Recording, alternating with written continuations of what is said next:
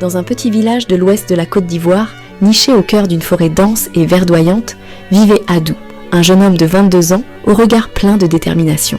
Adou était l'aîné d'une famille modeste, et depuis la mort de son père pendant la crise post-électorale de 2010 à 2011, il avait endossé le rôle de protecteur et de pourvoyeur. Sa mère, Aminata, une femme courageuse mais usée par les épreuves, comptait sur lui pour l'aider à élever ses deux jeunes sœurs, Fatou et Kadi, âgées de 10 et 8 ans. Adou avait un rêve, transformer leur petit champ de cacao en une exploitation florissante. Il passait ses journées à travailler la terre, les mains calleuses et le dos courbé sous le soleil brûlant. Le soir, il s'asseyait avec ses sœurs pour leur raconter des histoires, leur promettant qu'un jour, elles iraient à l'école en ville et auraient une vie meilleure. « Je veux que vous soyez fiers de moi », leur disait-il souvent, en leur caressant les cheveux. Mais ce matin-là, tout changea. Alors qu'Adou partait travailler dans le champ, il embrassa sa mère sur le front, comme il le faisait chaque jour. « Prends soin des filles », lui dit-il avec un sourire. Aminata, bien qu'inquiète, lui répondit « Que Dieu te protège, mon fils ». Elle ne savait pas que ces mots seraient les derniers qu'elle lui dirait. En milieu de matinée, des hommes armés, vêtus de treillis militaires et le visage dissimulé par des foulards, firent irruption dans le village. Ils réclamaient une taxe de protection, menaçant de brûler les récoltes et les maisons si les villageois refusèrent de payer. Adou, qui avait toujours refusé de céder à l'intimidation, se porta volontaire pour parler avec eux. Il savait que sa famille n'avait pas les moyens de payer, mais il espérait pouvoir les raisonner. Les discussions tournèrent rapidement au vinaigre. L'un des hommes armés, impatient et agressif, pointa son arme vers Adou. « Tu crois que tu es un héros ?» ricana-t-il. Adou, les mains levées en signe de paix, répondit calmement. « Je ne suis qu'un homme qui veut protéger sa famille. Laissez-nous vivre en paix. » C'est à ce moment que tout bascula. Un coup de feu retentit, déchirant le silence de la forêt. Adou s'effondra, une main sur sa poitrine, où une tache rouge s'élargissait rapidement. Sa mère, qui avait couru vers lui en entendant les cris, le prit dans ses bras, pleurant et implorant. « Non, mon fils, pas toi.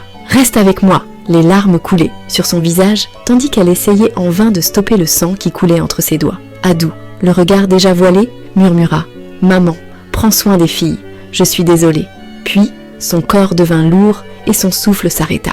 Les hommes armés, pris de panique, s'enfuirent dans la forêt, laissant derrière eux un village en deuil.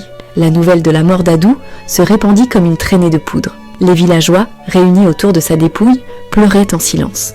Fatou et Kadi, trop jeunes pour comprendre pleinement ce qui s'était passé, s'accrochèrent à leur mère, demandant quand Adou reviendrait. « Il est parti avec les anges », leur répondit Aminata, la voix brisée. Les jours suivants furent un cauchemar pour la famille. Aminata, déjà fragile, semblait avoir perdu une partie d'elle-même. Elle passait ses nuits à pleurer devant la photo d'Adou, prise lors de son dernier anniversaire, où il souriait, plein d'espoir.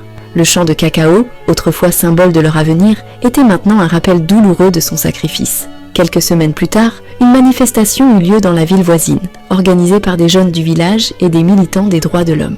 Ils brandissèrent des pancartes avec le visage d'Adou et des slogans comme « Plus jamais ça » et « Justice pour Adou ». Les médias nationaux couvrirent l'événement, attirant l'attention sur l'insécurité croissante dans les zones rurales. Mais pour Aminata, aucune justice ne pourrait ramener son fils. Un soir, alors qu'elle se tenait devant le champ de cacao, elle murmura « Adou, mon enfant, tu as donné ta vie pour nous. Je te promets que je continuerai à me battre pour tes sœurs. » Les étoiles brillaient au-dessus d'elle, comme si Adou veillait désormais sur elle depuis le ciel. Si vous êtes passionné par des histoires africaines fascinantes, pleines de mystères, de drames, d'amour et de sorcellerie, cette chaîne est faite pour toi. Et si vous voulez ne jamais manquer une nouvelle aventure, n'oublie pas de t'abonner et d'activer la cloche pour être alerté dès qu'une nouvelle vidéo est en ligne. À très bientôt.